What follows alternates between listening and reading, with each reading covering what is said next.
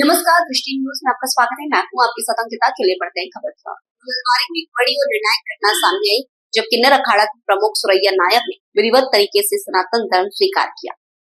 ये कार्यक्रम सनातनी पंडितों की मौजूदगी में संपन्न हुआ और इसकी पुष्टि स्वयं किन्नर अखाड़ा प्रमुख डॉक्टर लक्ष्मी नारायण त्रिपाठी ने की। उन्होंने साफ शब्दों में कहा कि सुरैया नायक पर लगाए गए तथाकथित किन्नर महाराज प्रकरण के आरोप पूरी तरह निराधार और झूठे हैं। डॉक्टर त्रिपाठी ने बताया कि अजय दास द्वारा पहले भी जयपुर में इसी तरह की अफवाहें फैलाई जा चुकी हैं।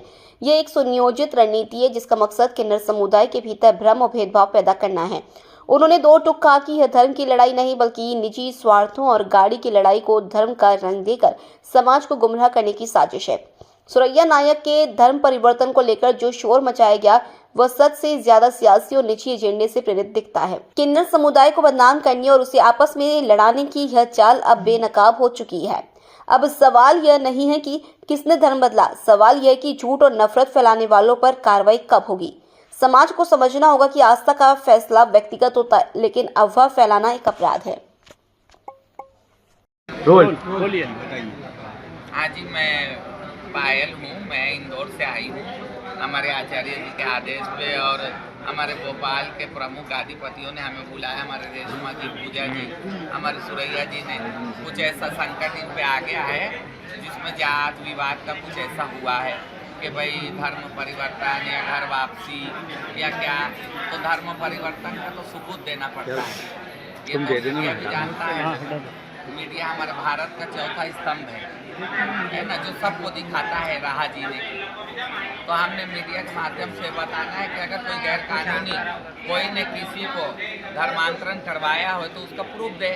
अब प्रूफ नहीं है और जो लोग ये भ्रांतियाँ फैला रहे, तो समाज में अगर कुछ कोई ऊंचा नीचा काम हो गया, लॉ एंड ऑर्डर का मसला आ गया, तो इसका जिम्मेदार कौन रहेगा?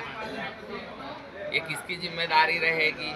और ये ऋषि अजय दास नामी व्यक्ति है, ये बंजारों जैसा घूमते ही रहता है शहरों शहर। इसको कोई भी दो चार ऐसे नकली किन्नर मिल जाते हैं, कुछ रेल में से उपद्रव वाले मिल जाते हैं, उनको ले लेता है, मीडियाबाजी करता है, अवैध उगाही करवाता है, पैसे की जो मुख्य गादीपति होते हैं उनसे पैसे की नियंत्रण डिमांड करता है। तो ये अजय दास की खुद ब्लैकमेलिंग जिहाद करता है, ये पैसा जिहाद, ब्लैकमेलिंग जिहाद। वही उनका आरोप है कि ये लोग पाकिस्तानी फंडिंग होती है। अच्छा, उन्होंने आरोप लगाया पाकिस्तानी फंडिंग होती है। आपके माध्यम से मुझे मालूम पड़ा। हम ये देश का नाम भी नहीं लेते, पड़ोसी देश करके बोलते हैं। इतनी बड़ी फंडिंग हो रही है और ये CBI, NI, ED इतनी बड़ी बड़ी एजेंसियाँ क्यों नहीं पकड़ी आज तक? उन पे क्यों नहीं है किन्नरों का कोई डाटा? आप भी समझदार हो, बात ऐसी करो कि होए।